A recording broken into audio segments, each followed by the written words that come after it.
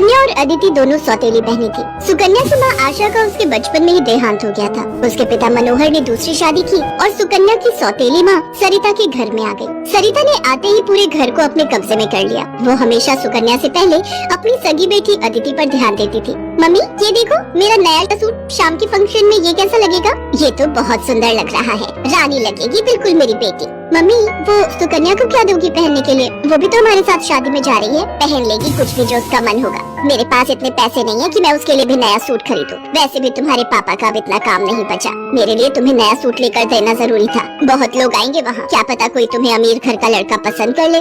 अरे सरिता, कभी कभी अपनी बड़ी बेटी सुकन्या के बारे में भी सोच लिया करो। वो बेचारी भी तो शादी लायक है। बस आ गए अपनी लाडली बेटी के बारे में चिंता करने। पता नहीं कौन से मनहूस दिन मेरी तुम्हारे साथ शादी हुई थी। जब से आई हूँ एक ही नाम तुम्हारे मुंह पर चढ़ा हुआ है। देखती हूँ सुकन्या सुकन्या। अरे तुम्हारी दूसरी बेटी अदिति भी कुंवारी है, वो भी तुम्हारी ही बेटी है। उसके बारे में भी कुछ सोचा करो। मैं हूँ जो पैसे जोड़ जोड़ कर अपनी बेटी को सूट दिलवाए हैं। अब शाम को चलने की तैयारी कर लो, बहुत बड़े बड़े लोग उस शादी में आएंगे। ये तो मेरी सहेली पुष्पा की बड़ी मेहरबानी है जो उसने हमें एक कार्ड दे दिया, वरना हम गरीबों को इस शहर में और इतनी बड़ी शादी में कौन पूछेगा। मनोहर को पता था कि सरिता का स्वभाव बहुत ही खड़ूस है, इसलिए वो चुपचाप अपने कमरे में चला जाता है। शाम को सब लोग शादी के लिए तैयार होते हैं। अदिति बहुत ही सुंदर सूट पहनकर तैयार होती है। सुकन्या के पास तो कपड़े ही नहीं थे। अचानक मनोहर सुकन्या के पास आता है। सुकन्या बेटी ये ले, ये तेरी माँ की साड़ी है, तू ये पहन कर तैयार हो जा। देख कितनी सुंदर साड़ी है, मेरे संदूक में रखी थी, मैं वही ढूंढ रहा था और आज मुझे मिल गई।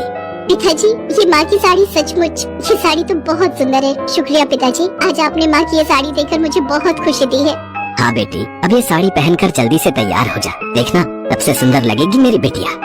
सुकन्या अपनी माँ की साड़ी पहनकर तैयार हो जाती है। सब लोग शादी में पहुँचते हैं। सरिता जानबूझकर अदिति को ही आगे कर रही थी ताकि वहाँ लोग अदिति को ही देखें। तभी एक बहुत ही बड़े परिवार के लड़के आशीष की नजर सुकन्या पर पड़ती है। सुकन्या बिल्कुल अकेली खड़ी थी। वो लड़का उसके पास आया और उससे बात करने लगा। हेलो, मेरा नाम आशीष है और आपका? जी मेरा नाम सुकन्या है। अच्छा नाम है आपका। वैसे आप यहाँ अकेली क्यों खड़ी हैं? चलिए ना, वहाँ डांस फ्लोर पर सब लोग डांस कर रहे हैं। आशीष को सुकन्या से बात करता देख सरिता आशीष के पास आती है। सुकन्या बेटा, तुम्हारे पापा तुम्हें बुला रहे हैं, इनके साथ अदिति डांस कर लेगी। अब हाँ, क्यों नहीं, प्लीज।